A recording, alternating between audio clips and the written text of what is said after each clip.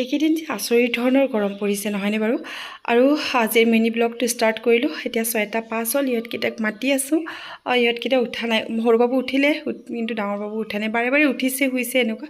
ইপিনে মোৰ কিটচেনৰ অৱস্থা নাই আৰু মই ইপিনে ভাতৰ চিটি মাৰিলে দৌৰিছোঁ আৰু ইপিনে ইহঁতক মই কাপোৰ ৰেডি কৰি দিলোঁ। মাজতে আৰু ভিডিঅ' বনোৱাই নহ'ল, কাৰণ দুটাকে ৰেডি কৰিলোঁ, অকণমান কিতাপখনো চাব দিলোঁ। তেনেকৈ টাইমটো নায়েই একেবাৰে, আৰু মই ইহঁতক থৈ আহিলোঁ আৰু মোৰ এয়া দেখিছে অৱস্থা নাই, ইমান বেছি গৰম।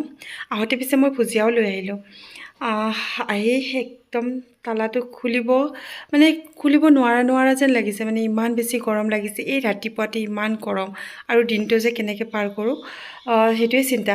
দৰজাখন খুলিয়ে মানে একদম ভিতৰৰ পৰা কিবা এটা গেছ ওলাই অহাৰ দৰে আহিছে, ইমান বেছি গৰম। আৰু ইপিনেতো অৱস্থাই নাই। তো সম্পূৰ্ণ ভিডিঅ'টো মোৰ আজি